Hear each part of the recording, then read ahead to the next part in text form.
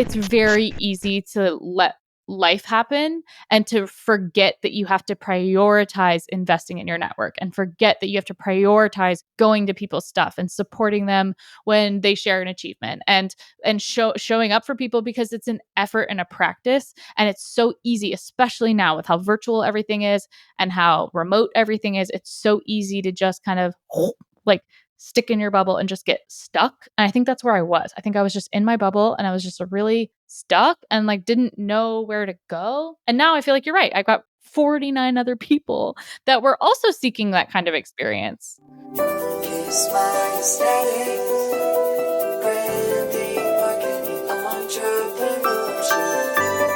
Greetings and welcome back to the Kiss My Aesthetic podcast. I'm so excited to have Veronica on the podcast today. Welcome, Veronica.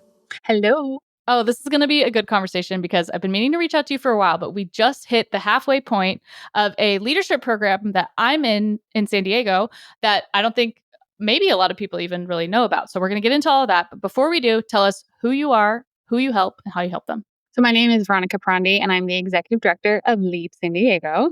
And so LEAD San Diego is a development arm of the San Diego Regional Chamber of Commerce, and we offer 3 different leadership development programs for our community leaders. Okay, amazing. We're going to talk specifically about the LEAD Impact program. Yes. But for reference, what are the names of the other 2 programs? So there are 3 programs. We have Advance, which is more of our women's professional development program, then Influence, which is our C-suite executive level program, and then Impact, the one that you are in, which is for mid to senior level managers. And the LEAD Impact program has been around for quite a while, because I've noticed that the alumni network is quite huge. And I remember in my onboarding, there were people talking about, oh, I'm class of this year. Do you know offhand just when LEAD started, kind of like the backstory? So LEAD was actually founded in 1982, and it came out of the idea there was a previous organization that existed prior to LEAD, and community leaders wanted to create something that was a little bit more substantial, a little bit more prestigious. And so LEAD was created. And so the first class graduated in 1983. And so we have almost 4,000 alumni within our network. And so when you meet LEAD alum and they say, oh, I did LEAD like 1995, they are talking about Impact, because LEAD Impact is our flagship program. And then all of our other programs kind of came out of that. So Influence is LEAD Impact, but synthesized down to 3 days, because our executives don't have 10 months to give us. They give us 3 days. And then Advance came out of the need to work with our women and develop them professionally. What's your kind of elevator pitch for what LEAD Impact is in a nutshell? I've heard it called like getting an MBA in San Diego, which I think is a nice way to kind of wrap it up, because I really do truly feel like it is that. But how do you describe it to someone who's never heard of it before? So that is, it's the MBA in San Diego, can be a master class in San Diego. But what it is it connects our leaders to the community in which they live and work, so they can better understand the community that they're doing their business in. And we do that through seminars. What do you kind of explain as like the scope of LEAD Impact? So LEAD Impact, a lot of parts. It's a lot of parts. And we're going to say impact a lot because the impact of impact and how do we measure the impact? Sure. So forgive me as I say impact a lot. But so the overview of the program is it's 10 months. And each day is a different seminar topic. And we try to cover the issues that are driving not just San Diego region, but like the Cali Baja region, because San Diego is a border city, it's a border county.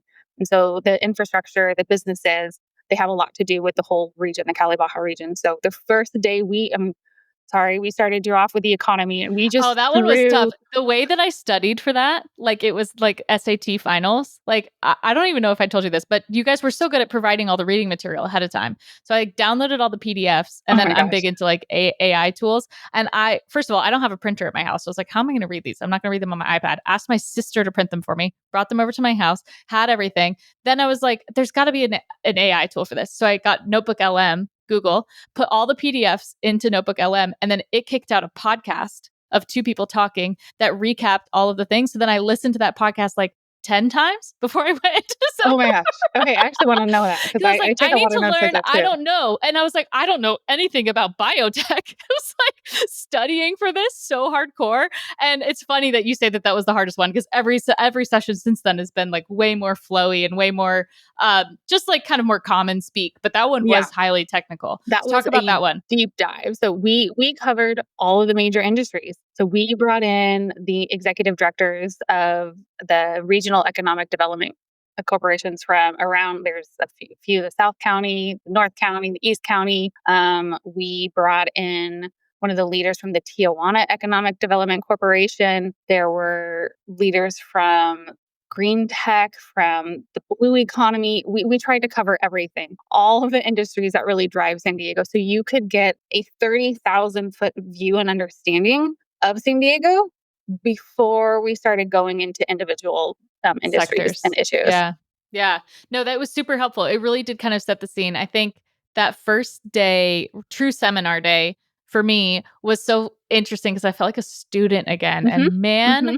did I not even know how much I was craving that of like sitting in a classroom type setting, my notebook, the presentation slides. Like I'm such a nerd in that way. Like I was such a teacher's pet in school. So it's just so funny to like kind of be back in that setting. Do you feel that other lead participants like really enjoy the learning part of it? I would hope so. And I think they come to this program with a sense of curiosity and a desire to understand more about, again, the region and what they're doing the work, but a curiosity to learn more outside of their own industries. And Yeah. what I talk about a lot is the benefits of lead is getting outside of your silos. And so you're in your silo of your specific industry. You know your industry so well, but the benefit of not just learning about different industries and issues that are affecting the region, the community in which you live and work, but meeting people. So your cohort members, we have 50 individuals from, I think it was 38 different sectors and industries, just forming relationships with them. And you're both learning about the same issues. So like even yesterday, there were people who came up to me after one of the presentations and they each took away something different. And then they're going to have a conversation and the innovation that's going to come from that, that's what lead is. And so you're making those connections. You're learning from it. You're not just learning about San Diego, but you're learning about what is driving you, what makes you curious, and then hopefully taking that, you're not just learning it, you're being an active learner and then applying it and turning it into action. I think perfect example of this, the housing and homelessness conversation. Yes. Like homelessness to me is one of the most complex issues I thought to really solve, right? Like it's something that I feel really strongly about. Like since I was a kid, like we did sock drives for the homeless and my parents were always very involved in like your job as growing up as of someone with privilege is to help people that didn't have the opportunities that you did. And that was very much part of like our family ethos. I think being in that conversation and learning that homelessness, you can't even start to address all the other issues around homelessness until you get people housed. I was like, duh, how have I never heard that as like the thing? But and then to be able to go back to my parents and explain to them, because we both grew up in San Diego, Mhm. the San Diego of today is not the San Diego of No, it's not. 1990. It is No. a totally different beast and it's a totally different fabric and it's a totally different culture. I think that being able to do those deep dives like gives you the chance to see that. How do you feel like since growing up here, so since we have this in common, to the San Diego now, what are the things you love and what are the things that are like, oh goodness gracious, like we got some work to do here? So that's one of the things that I haven't been in my role for even a year. I Right. started last May 1st. Really easy day to remember. It's my husband's birthday. I'm born and raised in Diego. I went to school at San Francisco State and then I made the very smart choice to come back to San Diego and I absolutely love it here. I thought I knew San Diego. Oh yeah. Oh And yeah. then being in this role, getting to meet the leaders of the companies, of the industries that are driving San Diego and hearing the behind the scenes like conversations and actions that they're taking to improve our community, it has completely opened my eyes. Like there is such good work being done here to support those who live here and those who work here. And it's just incredible. Like I consider myself a multi-passionate learner. And Yeah. so I truly am in the ideal position for myself to be able to take everything that I find incredibly interesting and then turn it around and to be able to share that with people like you who are taking it and like, oh my gosh, learning something and then going with it. Yeah. And just to follow those curiosities and then to also like, I think I have kind of a unique angle on the lead thing because I think I'm one of the younger people in the room. I think I'm also like one of the only self employed people in the room, which gives me like, there's not many of us, right? Most Mhm. people are working in There's a companies. few. Yeah. There's a few, yeah. But I don't have coworkers. Like I have team members that live in other states, and I've built a client base around the world for the last 10 years, but I don't have a roots like in San Diego in a business sense, or even just like the sense of like colleague, like kind of team-ish structure, water cooler talk, for lack of a better term. Hmm. So for me, like that opportunity is also really interesting to connect, like you're saying, with people from different industries, from different backgrounds, from like Tiffany cracks me up because just like the way that she's looking at things and watching presentations and asking questions, or Natasha's curiosities, Yep. or like listening to how people, there's so much social learning that happens, I guess is what I'm saying. It's like, Absolutely. I cannot underscore enough how much social learning in person helps you think about things differently. Yeah. Do you agree? And speaking to that too is like you said, you come from so many different industries. You come from different Yeah, experiences. You come from different points in your career. So there are people who have been in their careers for 25 years, and totally. others who are small business owners. The questions that you ask are tailored to your experiences, Of and yet the course. person next to you is going to be now thinking about that the way you thought about it, which is different than the way they thought about it, which is expanding how they think. And so it's so interesting for me because I sit in the back and I'm watching you all learn, and you all are watching the presenter. And so I'm seeing that like all happen. Oh my gosh, completely, completely. Knowing that this is like a branding, marketing, entrepreneurship podcast, I'm always kind of pursuing those opportunities to be a better business owner, to be a better boss, to be a better team player, to serve our clients better. And we talked briefly, even in preparation for this podcast, about like personal brand and Yeah. leadership. And in the social media space, which is where I live, the conversation of personal brand happens all the time, right? Like pick your colors, like like it's very fluffy and it's very like lacks a lot of substance. And I think that when you actually consider leadership without this like outward, I like capital letters on LinkedIn, I am a leader, right? What does that look like? And how do you get stickiness in the way that you carry yourself, or the way that you ask questions or stay curious or network, even as someone who's still trying to like advance in their career? So I don't even know that that's a question, but maybe it's just a jumping off point. But like thinking about people that you've either observed or admired for doing this well, of and also about how networking, I think a lot of people misconstrue networking for like Mhm. ladder climbing, when really it's creating like a culture of reciprocity. And like, if you help me, I help you. Let's talk about leadership first. All right. Yes. So, who is a leader? What is a leader?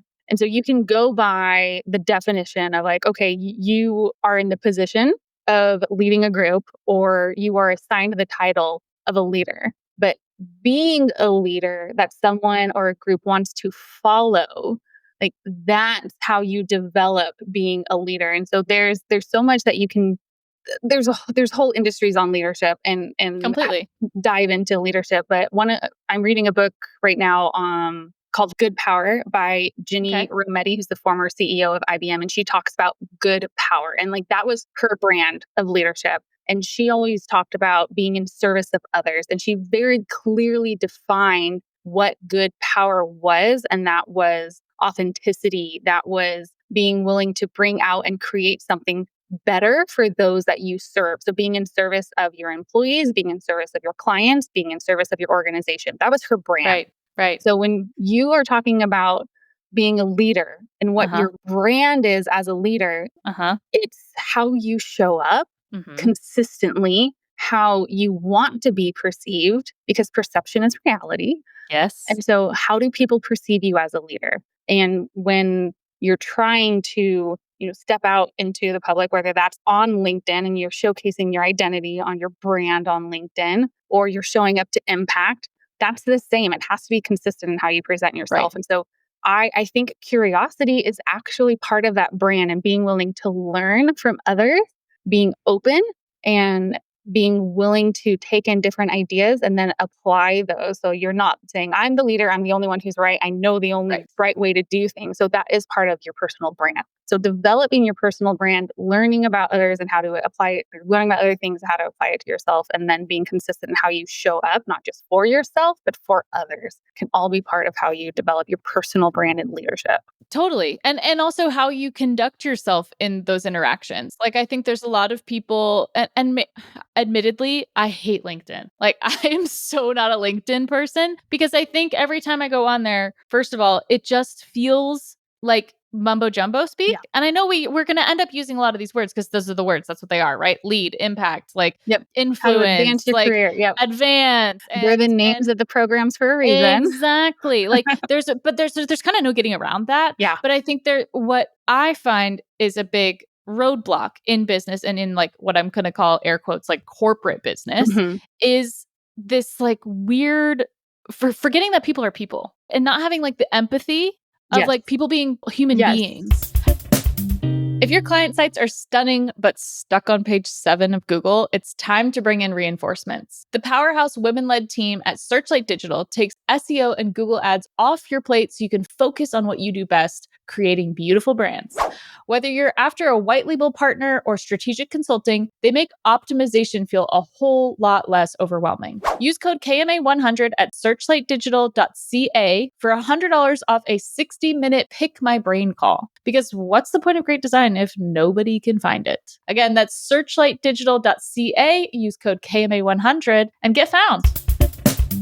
And so you're nodding your Yes. head. So I must have hit a nerve here. So tell me, how does That that resonate with you? And how does that, do you notice that kind of energy on LinkedIn or that energy from like networking, capital N networking? Yeah. How do we fix that as a culture? Focusing that we're all people Yeah. and we all have something else behind what we're showing up for, right? So when it comes to LinkedIn, like, I mean, I posted today Yeah. about connections and that was an honest post because I had such a wonderful week. Like we had an event Tuesday night, we had a speaker and she was actually talking about networking and your network and how networking should not be transactional. It is about creating authentic connections about something you both value. What that value is can be different, but your network can truly build upon something really meaningful and help you not just advance your career, but help you advance a problem that you're working on, a project like the lab projects that you're working on. You've built a network and all of you Yeah. are coming together to solve a problem together. And Let's that's a talk about network. what that is. Let's talk about the LAT project because Okay. for people that don't know, I think this is one of the reasons that really attracted me to the program and one of my personal goals for the year was like getting more involved in nonprofits and making more of an effort to be involved in nonprofits. My family owns a nonprofit, so I help there when I can, but really making sure that I was going and finding those opportunities and like the fact that this was baked into the agenda felt really solid for me. So talk a little bit about the LAT program itself. So that's something that is a key component of impact is we're not just introducing you to the key issues and industries that are driving the San Diego region right now, but we're also utilizing all of your expertise, your experiences to solve a problem that our local nonprofits don't have the resources to solve. So we have a RFP process, so we have nonprofits apply, they submit a project, and then which you can be a part of next year if you want. We I have a know. I committee. plugged. I told them to apply. Um, we have a committee of past impact participants who interview because you all know what the process looks like. You know what a good project is. And then we ultimately selected these 5 nonprofits to be the projects that you all work on. And then, as you know, they kind of went through like a Shark Tank type proposal and they proposed all of their projects at a pick me. And you all selected what project you wanted to be on. And so you actually chose a project that aligned with your skills. Yeah. And you can do that. You can choose projects like these are my skills, this is my expertise, and I'm going to provide you with my services. Right. There's also opportunities for people to challenge themselves, go into an industry or a topic that they don't know a lot about, which again speaks to the power of impact and what LEAD tries to do is connect people. But this is a service learning project. And so you are embedding yourself in the community with this nonprofit who has a true need. And then you all are working together to solve their problem. And there's so many stories that I can touch upon of people who have worked on these projects, connected with a nonprofit and been involved in years, gone on to be on their board. There are incredible success stories of really small nonprofits that partnered with LEAD or one of their lab partners, and then years later were the recipients of really large national grants, and they credit part of that to the LEAD lab partners. And so it's just Love that. being part of that project, and for you all on the being the Participant side. participants, Yeah. you're learning about what the nonprofit does, and it's a sense of like fulfillment for you. Oh, completely, completely. And I think that it's also gives a chance to do like a true group project, which Oh, and we love group being projects. being my own boss for a long time, I was like, oh yeah, this is a skill that is like this is a muscle that atrophied a little bit. Like I'm pretty used to like calling the shots, and so to be in another group dynamic with like 10 people that are we're all on the same level in a lot of ways, right? Like we're all in our deep in our professional careers and like all bringing different skills to the table and like running that democratically and making sure everyone's involved and it's fair and like I'm like, oh yeah, this is work. This is something I haven't done or had to do in a long time. And there's so much value in just what you learn about yourself in a group dynamic, I find. Oh, absolutely. And then that whole process of creating a team, the storming, norming, Uh-huh. forming, we do that all within 4 months, real quickly. But it's so fun to see at the end the final project that you all come up with, because you truly are solving problems that these nonprofits just do not Yeah. have the resources to do, and they are so grateful for what you Oh, create. of course. Of course. And again, to like have that connection or to even like you're saying, learn things about the city you Yep. didn't know. We're working with Media Arts Center. I had no idea that they even existed in downtown, which is part of their problem. But the fact that they show foreign films, they're going to have the Latin Film Festival. I'm like, I was a film studies major in college. Like, I should be going to this. These are the things that I like. So it's like such good exposure therapy to be like, no, the things that you do enjoy still do exist in San Diego. And Absolutely. I'm in North County, so I do feel like sometimes we're a bit isolated geographically. It's like kind of you end up staying in your 5 mile radius bubble. I think lead I so look forward to these days because it like Oh, pulls it me takes you out. out. Oh my gosh. And we're all over the map geographically. I'm really looking forward to our Tijuana day. So you have to tell the people about the So Tijuana Exchange Day. that is exactly so what you said. We're not just taking people out of their silos work wise, we're taking people out of their community silos. It is, do you remember way back in September, and it was before you got bombarded with all of the Uh-huh. economic numbers, but I challenged you to one, be uncomfortable or be comfortable with the uncomfortable Yep. and make connections. It is so easy to choose convenience over connection. Mm-hmm. And convenience is staying at home, watching your favorite show versus going out on a Friday night to the Media Arts Center, Mm-hmm. showing of a film that you did with your lap partner project or your lap Yep. partner participants where you all kind of just met, but now here you are Yeah. spending a Friday night together going and watching a film. And now you're taking walks with them and now you're in groups with them. Yep. So that's taking you out of your comfort zone Totally. and making connections. So we also try to do that with the physical location of our sessions. So we move around the county and we try to be in locations that relate to the topic that we're talking about. So yesterday we were talking about arts, culture, and tourism, and we were hosted by the airport, which is the hub of tourism. All the tourists fly into San Diego, and we talked about what it means to drive, like what tourism does to drive the economic, like what it or how tourism drives the economy in San Diego. It was right in the heart of the airport. And then we got behind the scenes tour, which was utterly fantastic. Then last month, we talked about housing and homelessness at one of our top homelessness providers, Father Joe's Village. We talked about nonprofits and philanthropy at the San Diego Foundation. So every time we have a topic that can be housed or hosted by a facility that relates to that topic, it's more meaningful because you're Yeah. able to really understand the services that we're talking about from literally inside that Yeah. building. Yeah. So next month, we're talking about military and defense. We're going to a military base to learn about it because San Diego is a military town. The month after that, we're talking about energy and sustainability. And we're going to go do a tour of the landfill because when people throw things away, Mm-hmm. where is away? And now we get to see where away is. And we get to hear from the organizations that are working to improve recycling and what it means to have an organic, composting process within the city. And then our final one is crossing the border and going to Tijuana because, like I said, we are a border town and our industries are so intricately tied.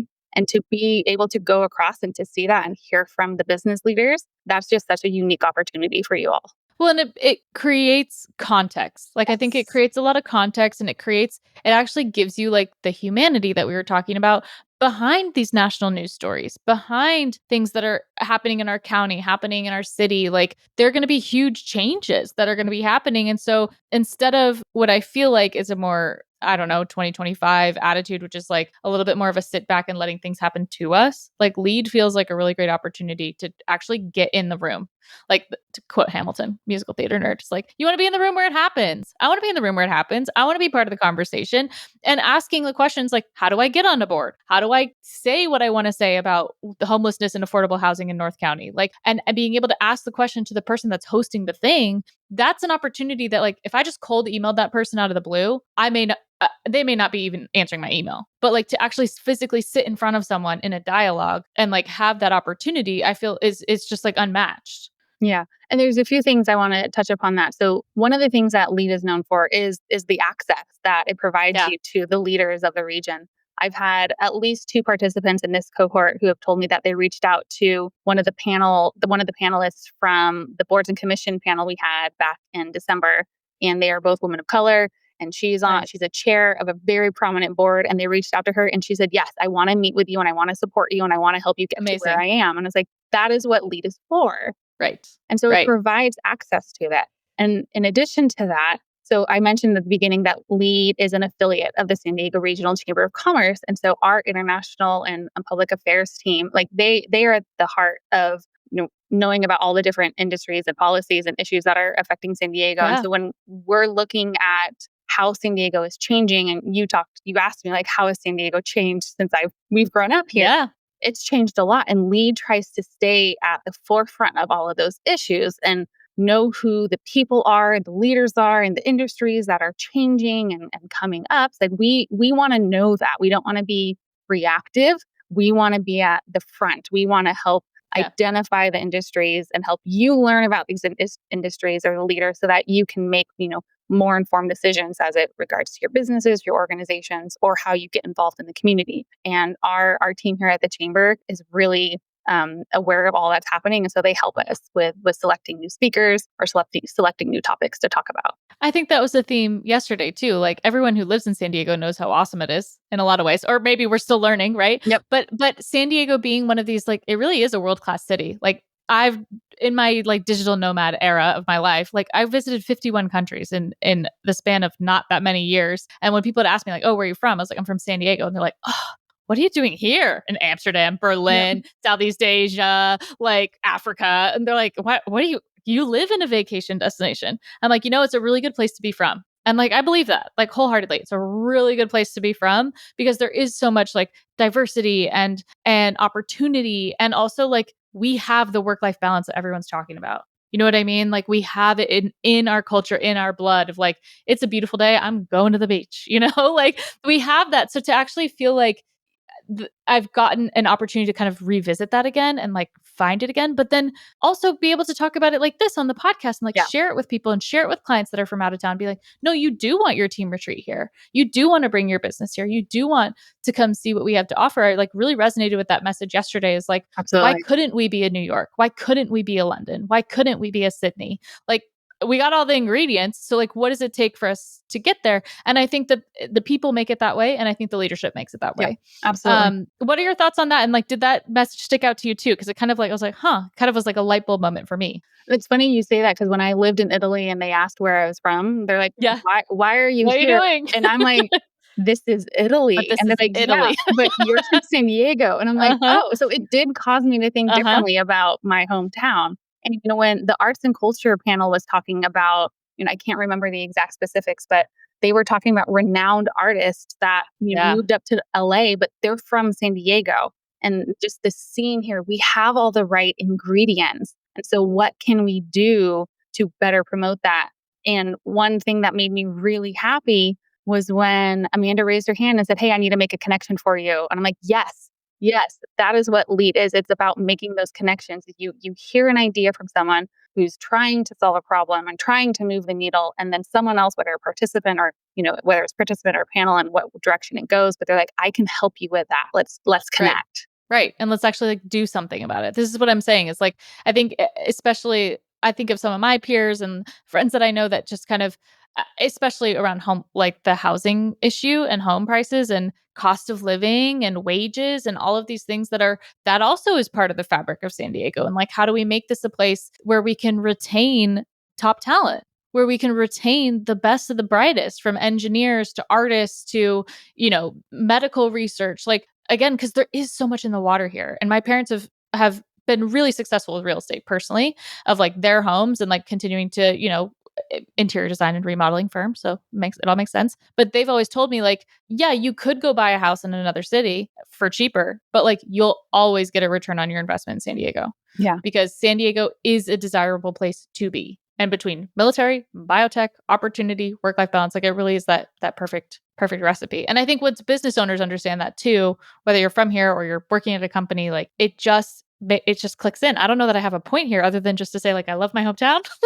Well, actually, let's talk about why did you join Lead? Oh, great question. So I was kind of at this turning point. And I've talked about this on the podcast before, of like had a really hard 2023, really hard. Let go of a huge contract, put a lot of pressure on myself, built my dream team on an old contract. That contract ended, and it was going to put us in a very precarious financial situation to support the whole team. So me, boss, owner, oldest child, type A, good student, was like, oh, well, I'll just do all the work. Like, I'll take everything on myself, and I just won't sleep, and I won't have any work life balance, and I won't have any creativity left. And I'll just burn the candle at both ends and hustle my butt off because it's worked for me before. So I'll just burn myself out. And so I went to a total dark place. And so then went to therapy, as one does. And my therapist, I was asking her, I was like, I have my friends. My family's really entrepreneurial. They're a good source of support. I have my friends, but they don't want to hear about my work shit and my contracts that went sideways. And also, I want to meet people that are still on their upward trajectory of their career, that are Yeah. still like looking to learn, that are ambitious, that like their job the way that I like my job. And she's like, you really should apply for Lead. And you're like, what is Lead? I was like, what are you talking about? She's like, I was in it. It's great. You're going to meet a ton of people from a ton of different industries. Because I was explaining to her about how there's also, and I don't know if you've noticed this in San Diego, the networking scene that I'm going to say is like the Instagram scene is very surface. And it's very catty, and it can be very mean girl, and it can be very like, this is how to grow your email list. And it's like, that's it. There's not a lot of depth. There's not a lot of context. There's not a lot of, like we're talking about, like the deep dive on some of these like really hard hitting topics. And so I'd kind of exhausted that network. I was like, I need a little bit more. I need a little bit more, a little bit more. So she was like, Lead, like, it sounds like you'd be a good fit. So I applied on her recommendation, got in, I'm loving it. And then I asked you yesterday, I was like, okay, so what happens next? Because like, I want to keep going. What happens How next? do you continue to evolve? And now I've got a taste of it. And I'm like, ooh, I want more. Like, I need more of this in my life. So there are other leadership programs in San Diego. There's a number, and we are working on how to like create a pipeline of leadership. So there are more identity-based leadership programs, community-based leadership programs. There's a leadership program specifically for executive directors of nonprofits. But for our programs for Lead, so Lead has adapted over the years. We've had a number of different programs that have come and gone.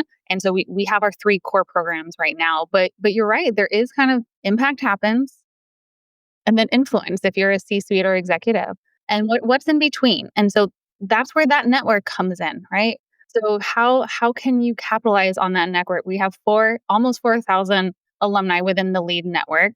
We're leaders who are CEOs of organizations. They're behind the scenes people. We're everywhere. And it was really surprising when I actually took this job and I told people like, oh, I'm going to be the executive director of Lead San Diego. Oh, I'm the class of 1995. Oh, I took that. Like, oh, my husband took that. All of a sudden, everyone who I respected and looked up to as a leader, they were a Lead alum. And it was just all of a sudden these light bulbs were going off. But what's next? And I want to talk on that networking piece, because when we look at who you're working with in your impact program right now. So I mentioned you have 49 participants in your cohort. There are 38 different companies within different industries and sectors. You all are, together now for, I won't say forever, but you've created this network that you can build upon past impact. And hopefully can support each other as you go on in your careers. And then ideally we see you within a few years as a CEO. Oh my gosh. Yeah. No, I think that's Tiffany and I were even like poking each other in the elbow yesterday, being like, we want to come back and be part of the arts and culture panel. Because we're like, we have so many things to say. Because I think that's the opportunity too, right? Is to like come back and then share your insights with people. But I think what I appreciate about what you've been able to do and what Lead's been able to do is like give it structure. Because I think it's very easy to let life happen and to forget that you have to prioritize investing in your network and forget that you have to prioritize going to people's stuff and supporting them when they share an achievement and showing up for people because it's an effort and a practice, and it's so easy, especially now with how virtual everything is and how remote everything is. It's so easy to just kind of like stick in your bubble and just get stuck. And I think that's where I was. I think I was just in my bubble and I was just really stuck and like didn't know where to go. And now I feel like you're right. I've got 49 other people that were also seeking that kind of experience. Yep. Yeah. Oh, it's so wonderful. So good. I'm having such a great time. I think that's clear from this episode. That makes me so happy. It's um, so fulfilling for me to be at the end of the program and to hear just what you all took away from it, especially yesterday. Yesterday yeah. felt just different. Just every single presentation was so interesting, just so Hmm. enlightening, and what the leaders were sharing with us, it just felt It was a feel-good it was a topic. feel good topic. Yeah. I think we're at this turning point where everyone's gotten closer within their Yep. groups. Like you're saying, like I've gone out and hung out with people socially, just like kick it, like and just get to know people more. And that's a really fun shift. But I think what's really reaffirming for me is knowing that arts and culture was everyone's favorite topic because it's of course nice and fluffy to talk about, but we're hitting at real things. Yeah. And I think the fact that everyone was so eager to want to support the arts means that they have a hunger that's not being satisfied, which like Absolutely. lights the fire under my butt to be like, okay, I want to go, like, let's make it happen. Like, let's get that ball rolling. I'm curious, are there similar style programs to lead in other cities? If someone's listening to Yes, this and they they live are. in Denver or they live in Florida, is it all kind of under the same nomenclature or will it be through the Chamber of Commerce? So there are a number of leadership programs that are under the Chamber of Commerce. So giving you a little bit more history Yeah. of LEAD. So LEAD was its own separate organization when it was started in the 80s, and then it Okay. merged with the Chamber of Commerce in 2017. And there are a number of leadership programs in different cities that are connected with their Chamber of Commerce. I mean, you have Leadership Pittsburgh, Leadership New York. If you Google leadership program your city, you are likely going to find a community leadership program of the kind. Cool. There are also more academically structured leadership programs that you can go through. So I've gone through like a management leadership program. There are like online leadership, and there's a difference between being a good leader and being a good manager. Mm-hmm. But you can find those with your local universities, their online programs, online certificates. And then one of my favorite ways to do leadership and professional development is your own unstructured way through podcasts, Absolutely. books. Books, So book all that. recommendations. Totally. Yeah. Totally. If people are in different cities, they can find a number of Yeah. leadership programs within, because even within San Diego, we have a number of leadership programs that are Right. more targeted. We each kind of fill a different lane, but there's a number. And so, like I said, we're trying to find a pipeline so that you can kind of fill that, what you're looking for within each different program. If someone's listening and they are in San Diego, how can they get more information about LEAD? So if you are in San Diego, by the time this podcast comes out, our applications for Impact 2026, so when we say the year, that's the year you're finishing it. So you're going to be a 2025 alum. So Mhm. whenever someone asks, you'll say, I did Impact 2025. But those applications are going to be currently open. And you can find us on all of our social medias. We're Lead San Diego. So LinkedIn, Instagram. I think we're on Twitter, X. We have a great social media and communications team. And then our Cool. website is sdchamber.org/lead. And so all of our information is on there. Amazing. Well, thank you so much for giving us the rundown. I love this conversation, guys. If you loved the episode today, don't forget to send it to a friend, save it, share it, post it, leave a comment. Veronica, thanks so much for hanging out on a Friday. Thanks for having me, and I'll see you soon. I'll see you soon. Thanks so much. Bye.